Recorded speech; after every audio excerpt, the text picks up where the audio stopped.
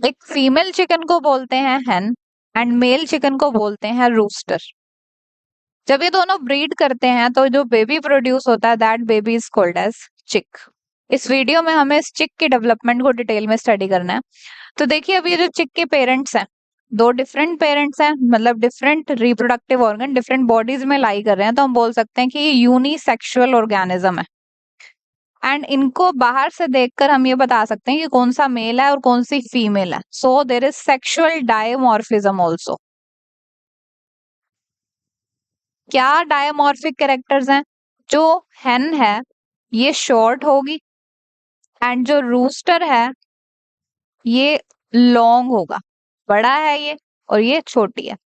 ये बड़े और छोटे क्यों होंगे? जो रूस्टर है उसकी जो लेग्स हैं वो बड़े होंगे और जो हेन है उसके लेग्स छोटे होंगे। इसके अलावा इनका ये जो आप कॉम्ब देख रहे हैं, जो रूस्टर है इसका कॉम्ब ब्राइट रेड होगा एंड जो हेन है इसका पेल रेड कॉम्ब होगा। सो सेक्सुअल डायमॉर्फिक फीचर्स की हेल्प से हम इनको डिफरेंशिएट कर सकते हैं। अब हुआ क्या? यूनिसेक्सुअल ऑर्गेनिज्म है, दोनों ने अपने गैमीट्स प्रोड्यूस किए, वो गैमीट्स फ्यूज किए और बन गया चिक। अब इनके गैमीट्स को देखते हैं कि ये किस तरह के होते हैं। तो मेनली दो गैमीट्स प्रोड्यूस करते हैं। जो रूस्टर है वो स्पर्म प्रोड्यूस करेगा और जो हेन है वो प्रोड्यूस करेगी ovum.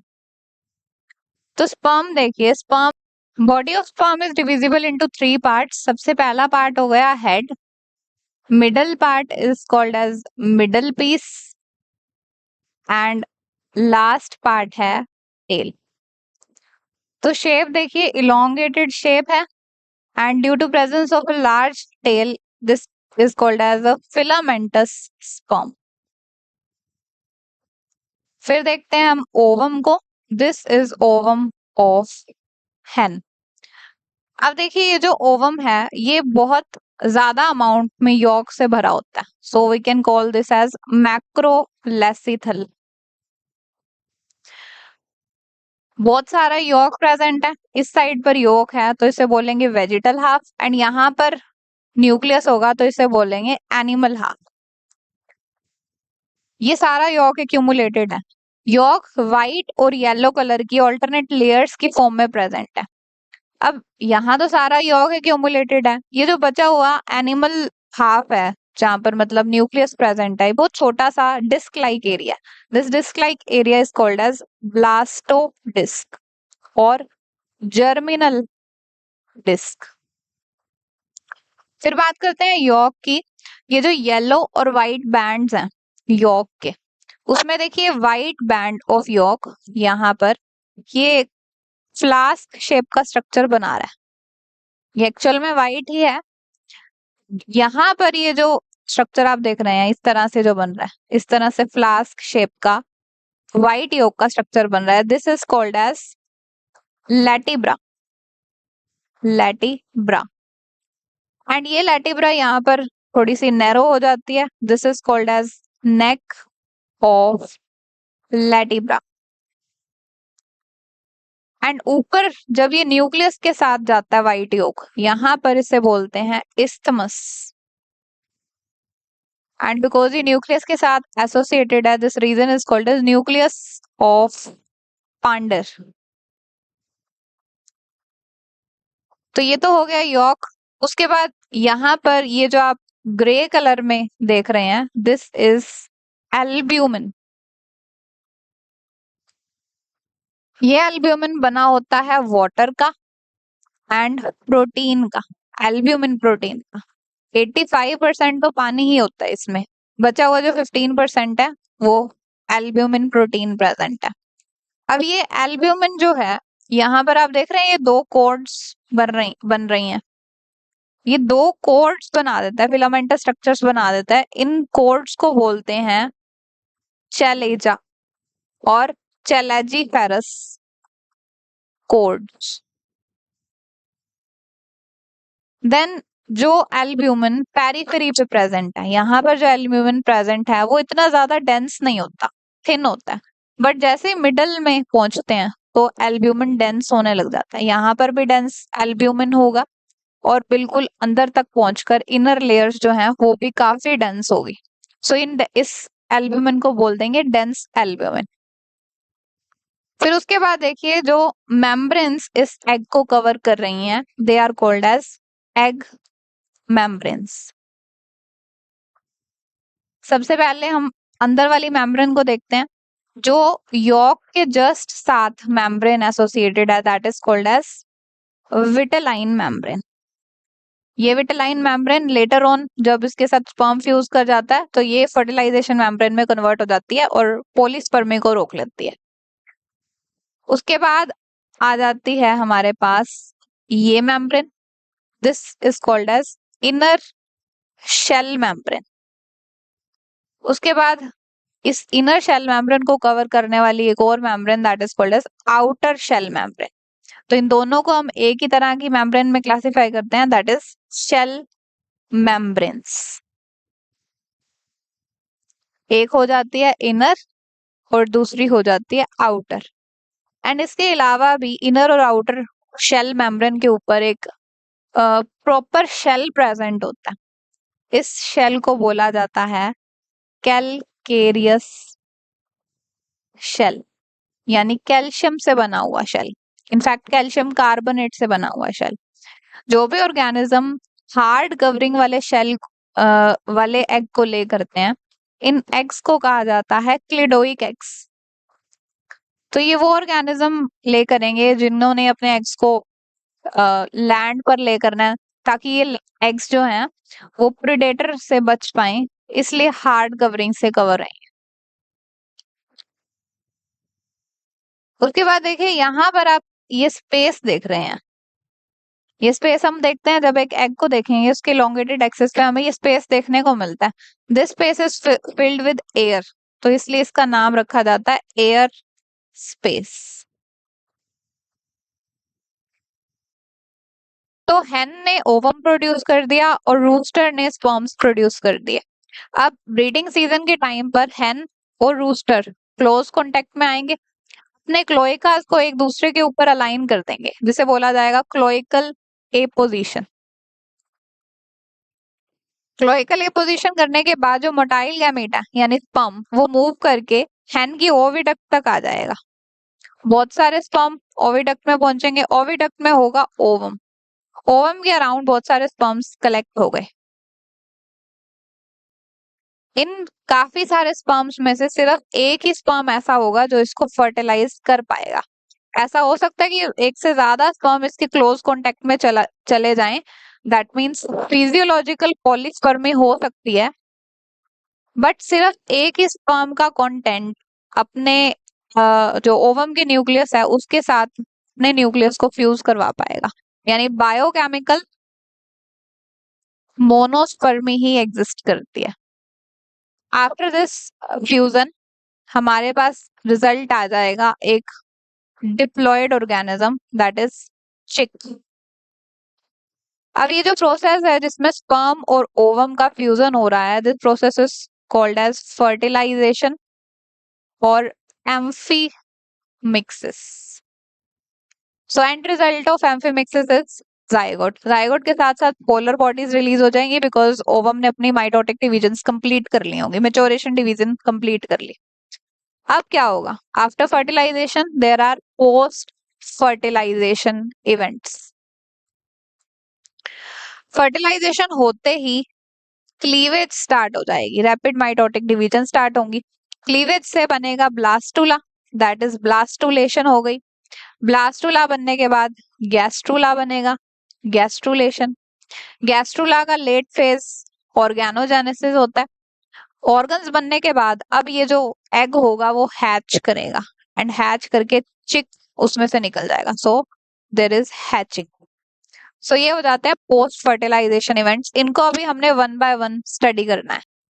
Now we are starting first post fertilisation event, that is cleavage. तो हमने ये देखा कि जो फर्टिलाइजेशन है वो हेन की ओविडक्ट में हो जाती है। यहाँ पर फर्टिलाइजेशन हुई, फर्टिलाइज्ड एग या जायगोट बन गया। जस्ट आफ्टर फर्टिलाइजेशन इसके अंदर रैपिड माइटोटिक डिविजन्स होनी शुरू हो जाएंगी, यानी क्लीवेज स्टार्ट हो जाएगी। एंड 12 से 16 घंटे तक ये क्लीवेज कंटिन्यू रहेगी। एंड ड्यूरिंग दिस ये जो फर्टिलाइज्ड एग है या जायगोट है, ये डाउन द ओविडक्ट मूव करेगा। एंड क्योंकि ये जो एग है इट इज मैक्रोलेसिथल, तो इसमें होलोब्लास्टिक क्लीवेज तो पॉसिबल है ही नहीं, तो इसमें होगी मीरोब्लास्टिक क्लीवेज। मतलब जैसे ये है हमारे पास fertilised egg, this is animal pole, this is vegetal pole, ये है एनिमल वेजिटल एक्सिस या मीडियन एक्सिस। तो अगर हमने ऐसे पूरा कट लगाया तो उसे तो बोला जाता है होलोब्लास्टिक क्लीवेज, कि पूरा का पूरा एग दो इक्वल हाफ्स में डिवाइड हो गया, फर्दर और हाफ्स में डिवाइड होगा। बट यहाँ पर पूरा डिवीजन नहीं होता, एक छोटा कट लगता होता है, पार्शियल क्लीवेज होती है। This is called as meroblastic cleavage. उसके बाद देखिए जो पहला कट लगेगा that will coincide animal vegetal axis और मीडियन एक्सिस। इस प्लेन ऑफ क्लीवेज को कहा जाता है meridional plane of cleavage. Then second cut लगेगा मेरीडोनियल प्लेन के राइट एंगल पे, so right angle to first plane, second plane of cleavage होगा। Then third plane of cleavage होगा वर्टिकल प्लेन, एंड ये वर्टिकल प्लेन भी दो simultaneous planes होंगे, यहाँ भी वर्टिकली कट होगा एंड यहाँ भी वर्टिकली कट होगा। सो हमारे पास रिजल्ट क्या आया, 1 2 3 4 5 6 7 8 ब्लास्टोमियर्स आ गए। अब next fourth plane of cleavage will be again vertical. पहले तो हमने देखा कि दो वर्टिकल प्लेन्स ने लेटरली कट लगाया, अब series of vertical planes cut करेंगे इसको, जिसकी वजह से टोटल 16 ब्लास्टोमियर्स आएंगे हमारे पास। पहले 8 थे, अब 16 हो जाएंगे। जो सेंट्रल ब्लास्टोमियर्स हैं, ये सेंट्रल ब्लास्टोमियर्स ये 8 होंगे, 8 central blastomeres and 8 he peripheral blastomeres बनेंगे। अब इन चार डिविजन्स के बाद, चार प्लेन्स ऑफ क्लीवेज के बाद आगे जो डिविजन्स होंगी वो इरेगुलर होंगी, उनका कोई पर्टिकुलर प्लेन नहीं होगा कट करने का, फटाफट से बस इरेगुलर डिविजन्स होंगी। एंड फिर आ जाएंगे हमारे पास टोटल 32 सेल्स, कुछ इस तरह से ये सेल्स अपने आप को अरेंज कर लेंगे। साइड में यॉक लाई करेगा,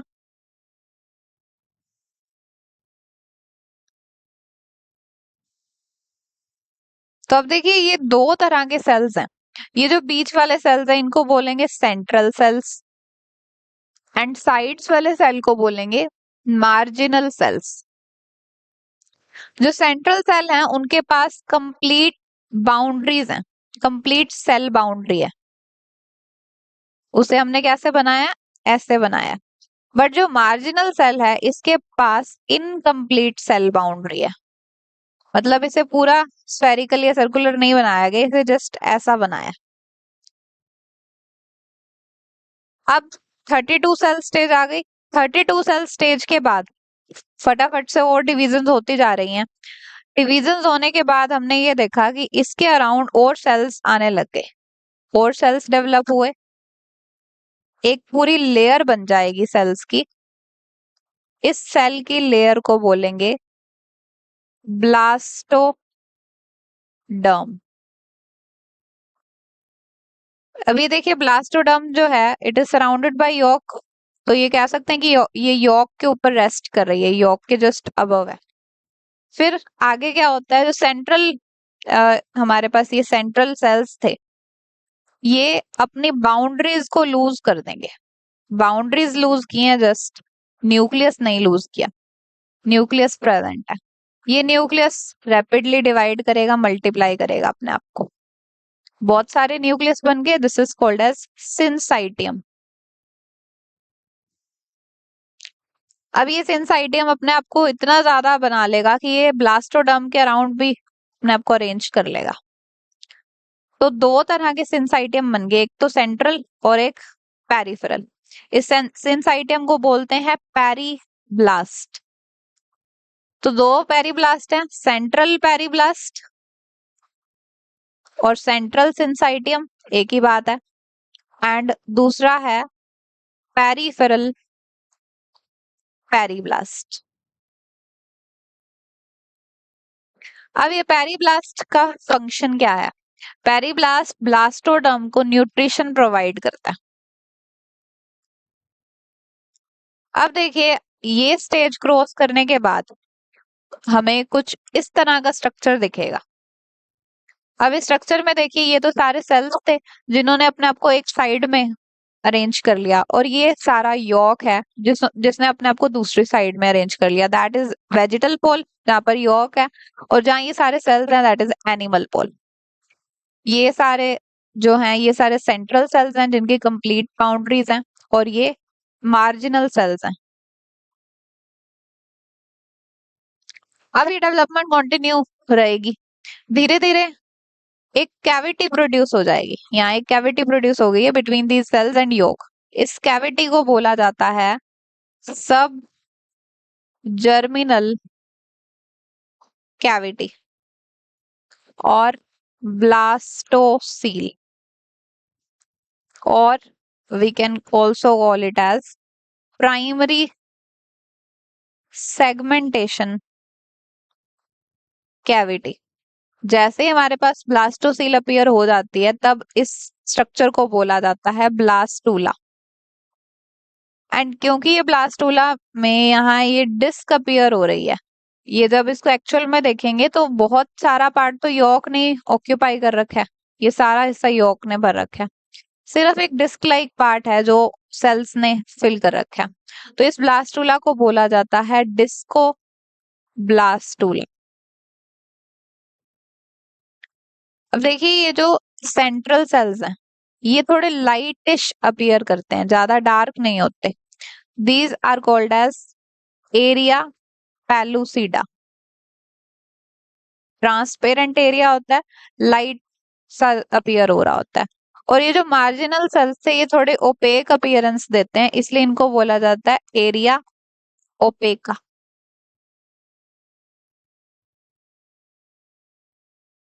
अब हेन इसी ब्लास्टूला स्टेज में एग को लैंड पर ले कर देगी, फिर उसकी जो डेवलपमेंट है वो इंक्यूबेशन के थ्रू लैंड पर ही चलेगी।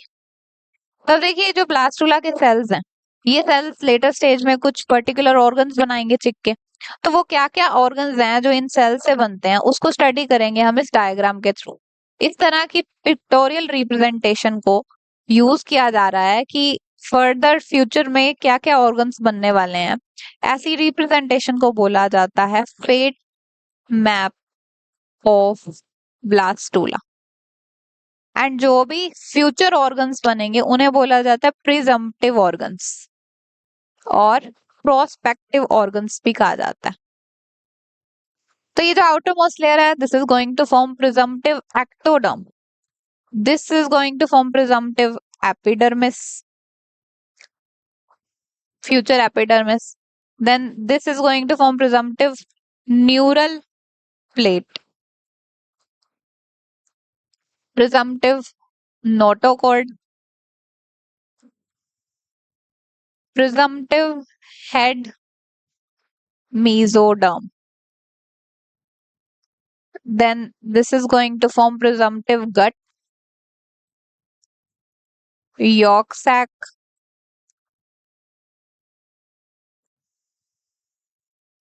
presumptive lateral plate mesoderm, and ये बनाएगी somitic mesoderm. This is somitic, not somatic. इसका क्या फंक्शन होता है वो हम आगे देखेंगे। Till now we have studied first post-fertilization event, that is cleavage, and second post-fertilization event, that is blastulation, जिसका end result था blastula. अब इस blastula stage में ही hen egg को ले कर देगी। अब इस egg को further development के लिए warmth चाहिए, around 38 to 40 degree Celsius temperature चाहिए इसको, फिर ये आगे डेवलप करेगा। तो इसको ये टेम्परेचर प्रोवाइड करती है इसकी मदर, यानी hen. hen इस egg के ऊपर बैठकर उसको गर्मी देगी. This process is called as incubation, providing warmth to eggs. अब ये egg further develop करना start करेंगे. इसकी जो next stage है post fertilization event, that is formation of gastrula. It is called as gastrulation. तो इंक्यूबेशन करने के 2 से 5 घंटे के बाद ये एग एक्टिवेट हो जाता है नेक्स्ट स्टेज परफॉर्म करने के लिए, गैस्ट्रूला बनाने के लिए. 2 से 5 घंटे के बाद गैस्ट्रूला बनना शुरू हुआ और इंक्यूबेशन के सेकंड डे तक, टिल सेकंड डे, गैस्ट्रूला पूरा बन जाता है. Gastrula is the embryo having ectoderm, mesoderm and endoderm. जो कि हमने इस ब्लास्टूला में प्रिजम्पटिव एरियाज देखे थे. ये एक्टोडर्म बनाने वाला है, ये मेसोडर्म बनाने वाले हैं और ये एंडोडर्म बनाने वाला है. तो ये जब बन जाएंगे that will be called as gastrula. तब क्या हुआ कि जो ब्लास्टूला था, डिस्कोब्लास्टूला था, दिस वाज डिस्कोब्लास्टूला. इस डिस्कोब्लास्टूला के जो सेल्स हैं, ये ब्लैक वाले जो सेल्स देख रहे हैं आप सारे, ये स्प्लिट होंगे. स्प्लिटों के बीच में कैविटी बन जाएगी, 2 लेयर्स बना देंगे स्प्लिट करके. इस स्प्लिटिंग को कहा जाता है डीलैमिनेशन. पहले ये सारे सेल्स इकट्ठे थे, स्प्लिट होके कैविटी बन गई और ये एक लेयर, ये दूसरी लेयर बन गई. ये कैविटी है ब्लास्टोसील और सब जर्मिनल कैविटी. एंड स्प्लिटिंग के बाद ब्लास्टोसील के रूफ पर जो सेल की लेयर दिख रही है, this is called as epiblast.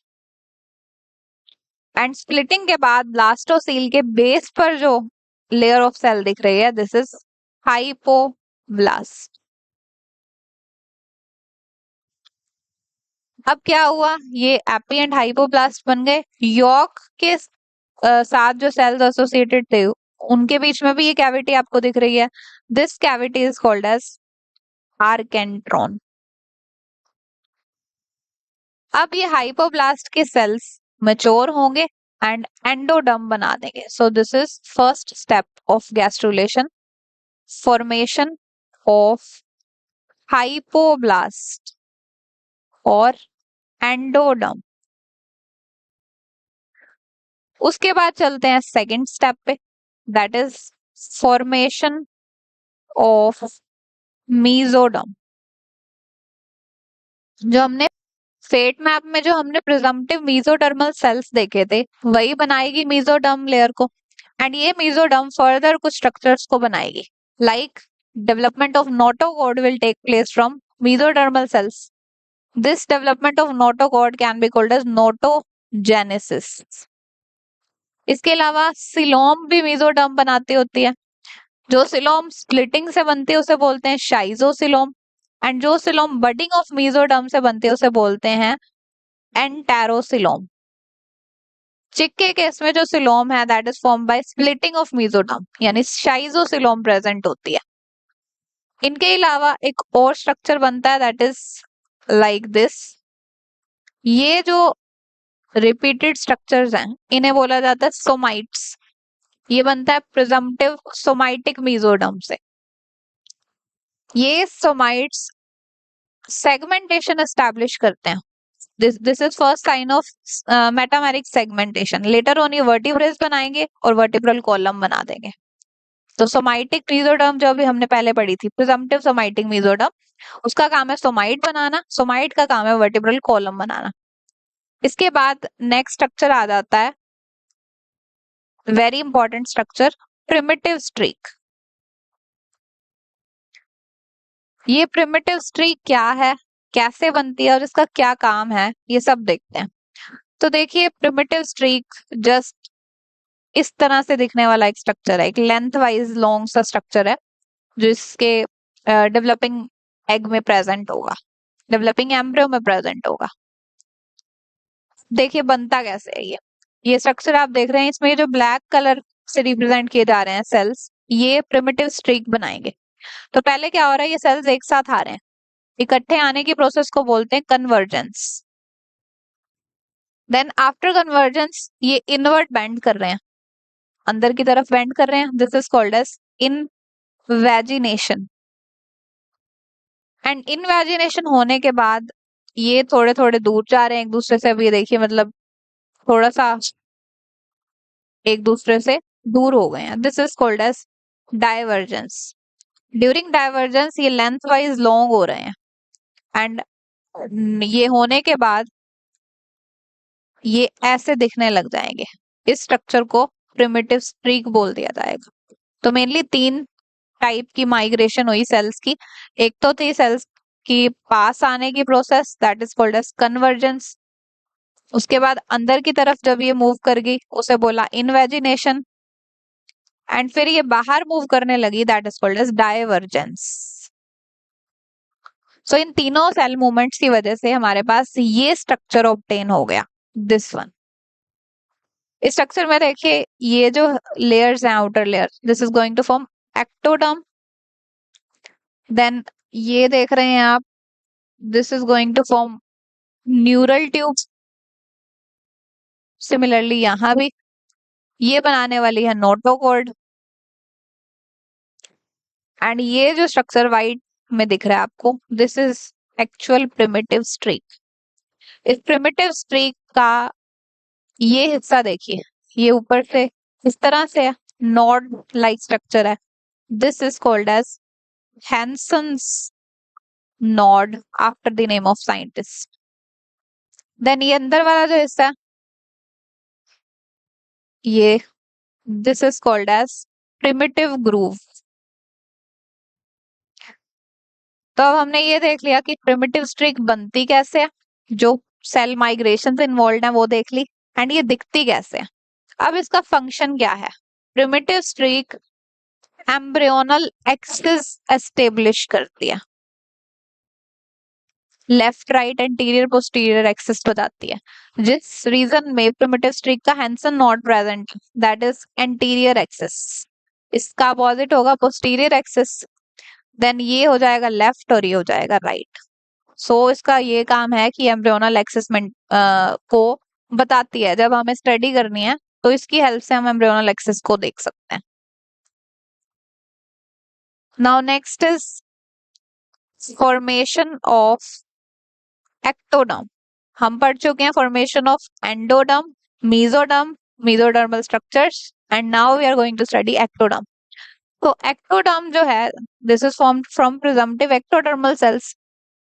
ये एक्टोडर्म के सेल्स न्यूरल प्लेट के सेल्स के साथ, प्रिजम्पटिव न्यूरल प्लेट के सेल्स के साथ कन्वर्ज होकर एक स्ट्रक्चर बना देते हैं, that is called as neural tube.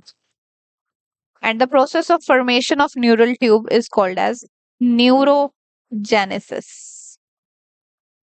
इसकी डिटेल्स में हमें नहीं जाना, that is not in our syllabus. Just हमें ये करना है कि एक्टोडर्म से न्यूरल ट्यूब बनती है।